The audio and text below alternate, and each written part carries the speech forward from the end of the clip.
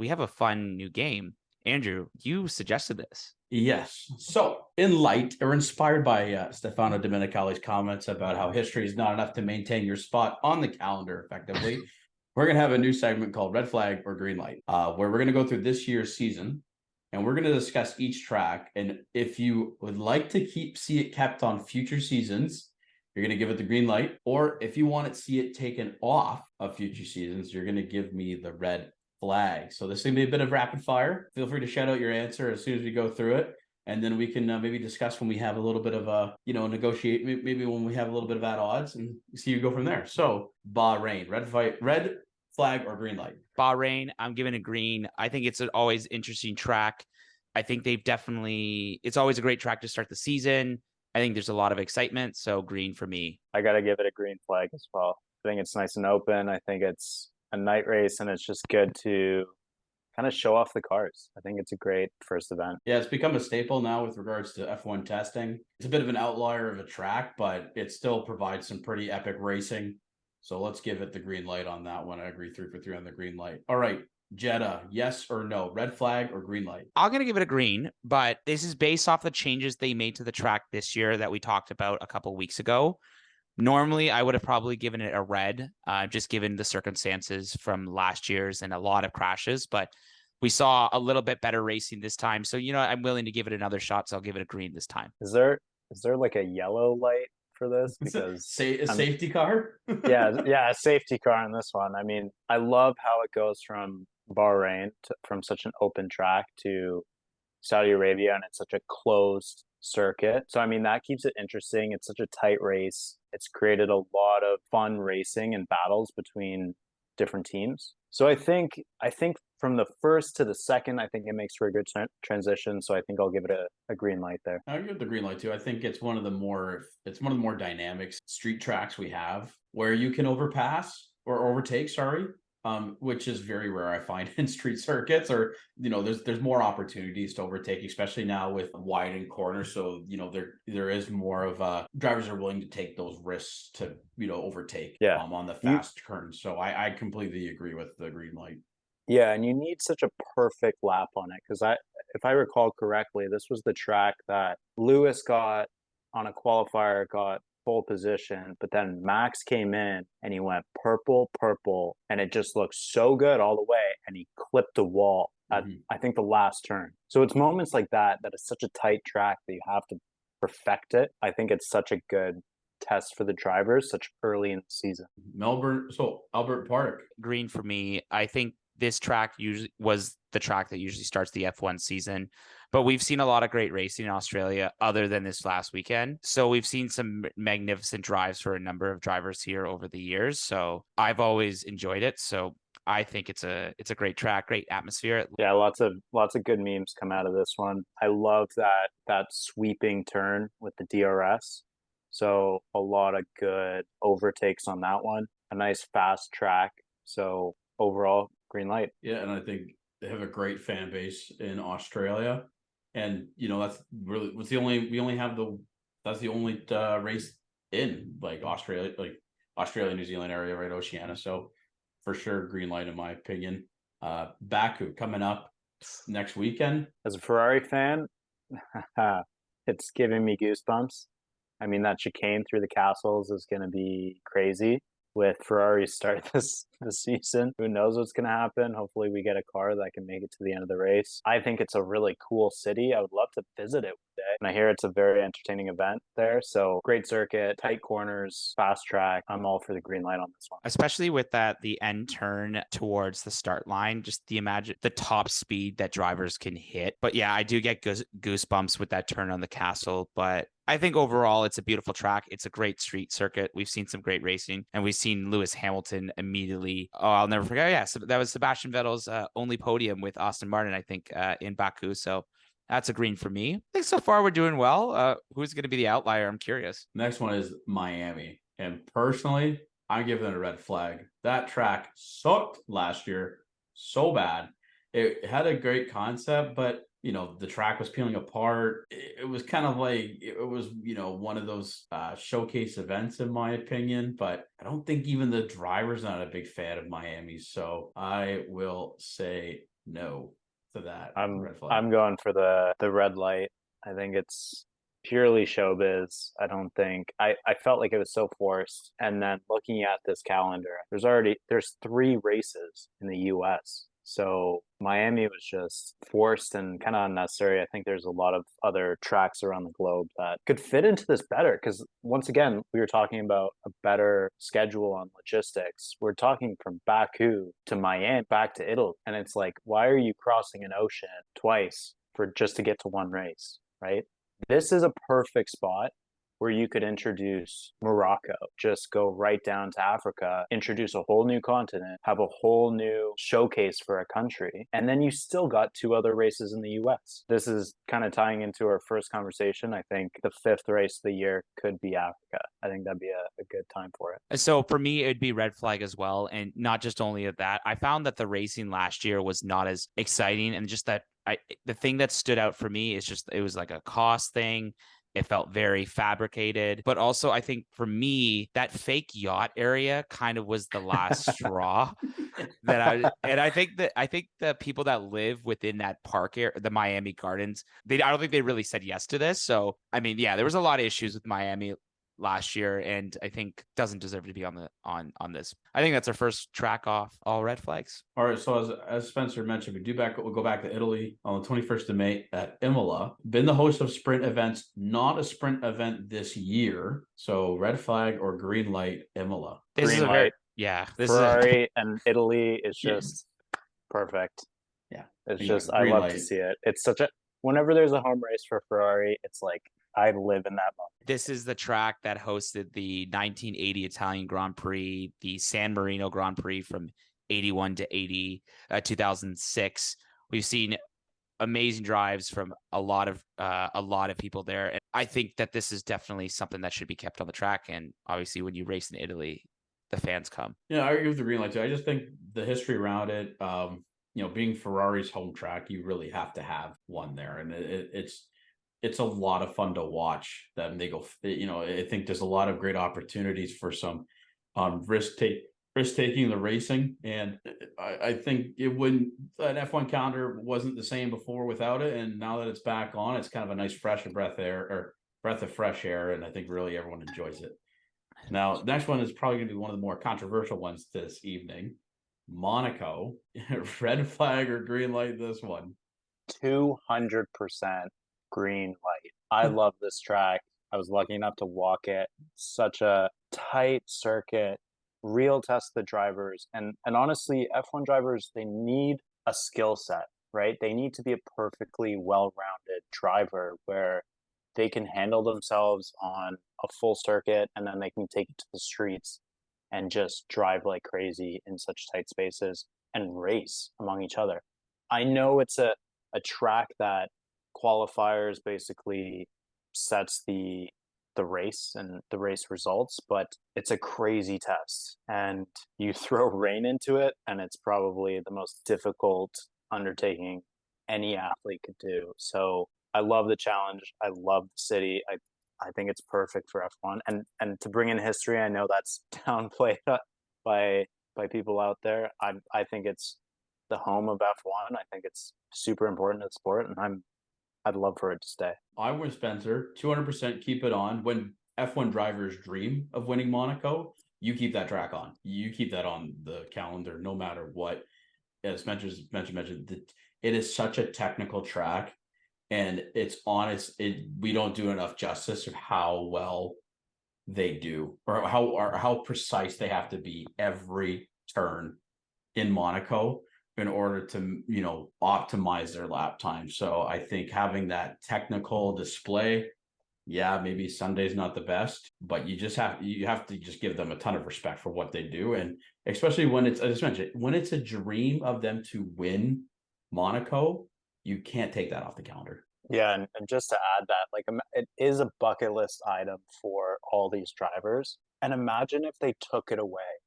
Like you grew up as an F1 driver, you would grow up and be like, I want to win Monaco one day. And then they come along and they're like, you know what? We got better tracks. We got Miami. Like you'll be happy there. Like it's got to stay. It's got to be.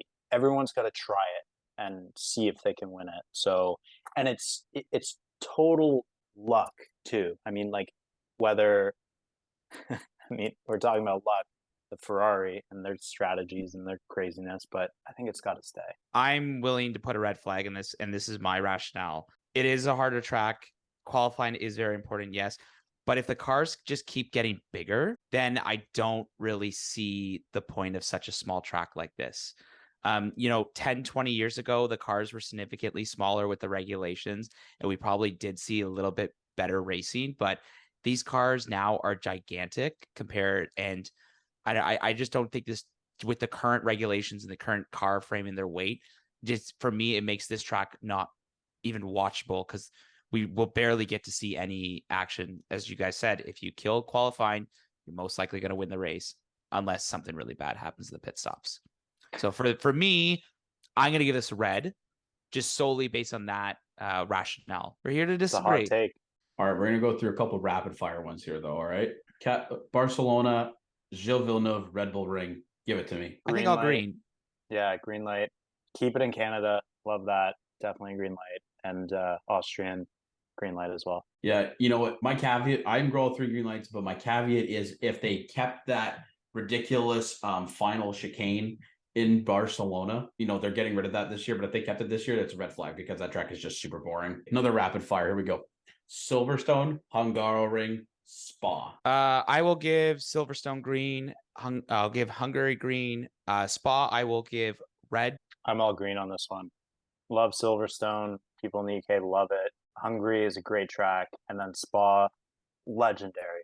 I think that uphill is just unreal. And so I think the track is crazy. So I'm definitely green on this one. Yeah, I'd go green, green, green. Silverstone's always a great track. Provides a quality race. Hungaroring is it's another fun track that can be very unpredictable. We've seen that a couple of years ago in the rain when, Bottas decided just to run into the back of, I believe it was Lando Norris, and effectively took out both Red Bulls at a time where the week before in Silverstone, there was a big crash. So, again, great, I would say great entertainment. And I love Spa. It's my favorite track to drive on the F1 video game because it's got so many fast turns. I can only imagine what the G-forces are like going through Eau Rouge, up the hill in such a tight turn to the Kemmel Straight. It'd be really unique. It's just a unique track, and it's the longest one on the calendar. But to me, the top speeds that you hit is just incredible. So I love Spa. Keep it on. All right, another rapid fire. We're gonna go Zandvoort, Monza, Singapore, and Suzuka for them. So Zandvoort is definitely one of my favorite layouts of a track. I think it's almost out of a video game that some of the roads go sideways. One of my favorites on the calendar. That's definitely a green light. Once again, Monza, another home race for Ferrari. That's got to stay. And then I love a good night race. So going to Singapore, it is super hot there and humid. The drivers struggle there. They've got to cool down the cars a ton. They got to keep the tires at the right temperature. It's extremely difficult to ace that race. So Singapore, I think it's green light. It's just a lot of work. For me, I think it's green all around. I think Zandvoort, I really love that turn 13, turn 14 coming into the checkered flag and just seeing top speeds there, and obviously the atmosphere. Monza, Temple of Speed, no question. Singapore, it is hot. We see some great racing. I mean, Sebastian Vettel was the king of Singapore, for the Lion of Singapore, for a reason. That man dominated that track like no tomorrow. Yeah, Zandvoort is a lot of fun, quite unique track, as you mentioned. Monza, Temple of Speed. It's such a fun layout. Singapore, Suzuka, if I'm going to be controversial, I'd say you take one of them off the calendar. If you wanted to open up a race opportunity to expand out, having those 2 races in Asia back to back. And people are going to hate me to say this, but maybe Suzuka comes off the calendar because I don't want to watch a race at 3 a.m., to be honest with you. That's just selfish, Andrew. Come on. I know, but this is the controversy right there, right? I think with Japan, there's a difference between a good race with the drivers and then a good event. And I think Japan has some of the best fans. Oh yeah, And so by that's what I far. love about it. But I agree with you. If it was to take one or the other, I'd love Singapore for a night race. I think Japan could come off for expansion. But as it is, I'm going to keep it as a green light, though. All right, we're going to talk about this next three. So we have 6 more laces. We're going to talk next. So we have October is quite an interesting month where we go Qatar, then Coda, and then Mexico City. So what's everyone's opinion, green light, red flag on those 3 races or those 3 tracks? I'm red flag on Qatar. I think it's overkill on this calendar. I think going from Japan to the Middle East, back to the US, I think it's just an opportunity cost to another track somewhere else. So I'm gonna give that a red flag. Yeah, I agree, Spencer. I didn't really think the track was all that when they did it in 2021. I just think there's other better circuits out there that have a better layout. It's all flat. Like there was no undulation changes whatsoever. And I think it's just a money race or a spectacle race that is bringing in F1 a bunch of cash. Coda, I personally love Coda. I think Coda's a great track, especially that first turn when you go up the hill. Everyone converges into that tight corner, and then you come down to those S curves. Everybody but Sign goes through that corner. If Russell takes you out. Yeah. And then they talk about it in the cool down room afterwards. But I think they do a great job at Coda with the driver introductions. Well, they used to do that, right? At the Grand Prix, they used to do driver introductions before the race. I think they did it last year. I think it's a fun one, and I don't see why it shouldn't be taken off the calendar. I think if I get to see Daniel Ricciardo with another handlebar mustache, I am green flag on this one. I'm green flag all the way to Las Vegas. So maybe bring this into the 3 US races, right? If you were to keep one, what would you keep between Miami, Austin, or Las Vegas? We haven't seen Las Vegas yet.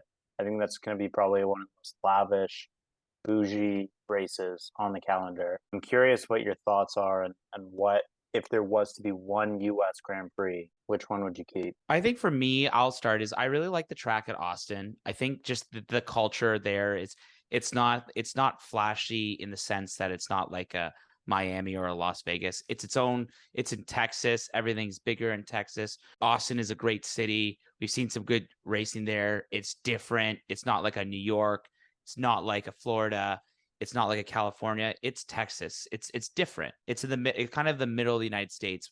So both West and East kind of come to Texas to watch a race. I agree. I'm backing that up 100%. The only reason why I think Vegas will be interesting to watch is just them going down the strip at 350K with all the lights. But to me, that's it, right? I think the track layout is pretty brutal, all things considered.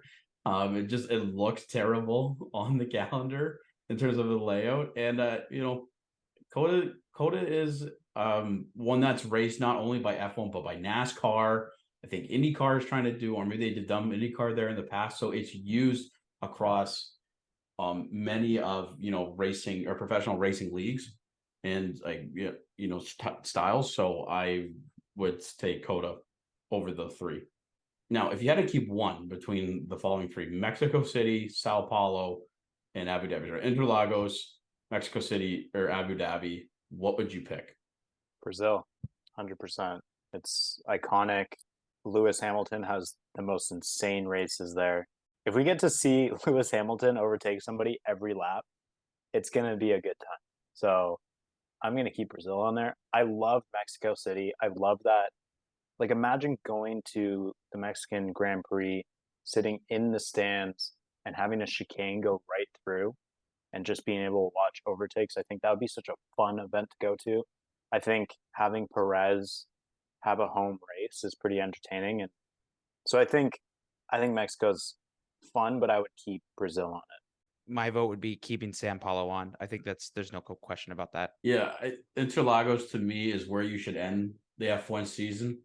Personally, because they've done that before. They've been, the 08 title race was in Brazil, and how electric that was. And even these past couple of years in the sprint event, how electric they've been, with Kevin Magnussen getting pole, Russell winning his first race, but just Interlagos, especially in the rain, is something else to behold. And Abu Dhabi just doesn't do it for me, in my opinion. I think it's just, again, another spectacle race at the end of the season that they just throw in the calendar. So, that's it. That's red flag or green light. That was a fun one, boys. Thank you so much. Yeah, thank you, Andrew, and thank you, Spencer, for participating in that. So that concludes this week's episode of the F1 podcast, season 3, episode 9. We're slowly inching to racing again. I think we might do an episode next week. We'll check the calendar. But boys, we're going to have racing again. We're really excited. It's been a long break. We'll see what happens in Baku. And we'll keep you guys posted about our next event shortly. So stay tuned to social media. I am co-host Ricci. I'm here with Andrew. Congratulations, Spencer, on your first episode on the F1 podcast. You killed it. Congratulations. Thank you so much. I'm going to go have some champagne. Fun fact, you can buy the champagne that they use on the podium at Italy, Bay and Bloor. They have it in stock. That's what they have it in stock. Oh, I should get that for my birthday. Okay. Andrew, do the honors. Sign us off. Well, thank you again, Spencer, for jumping in as co-host this week for the F1 podcast. It was an absolute treat to pick your brain on your F1 thoughts. And thank you again, John, for co-hosting a wonderful episode this week. Yes, this has been season 3, episode 9 of the F1 podcast. Don't forget to follow us on Instagram at F1.podcast. Follow us on Apple Podcasts, Spotify, and on X Ricci's YouTube channel. Our next episode will be season 3, episode 10, where we will finally get to review another race. It's going to be Azerbaijan. It's been a wild one. So let's see if it lives up to the hype. Thank you, everybody, and have a great night.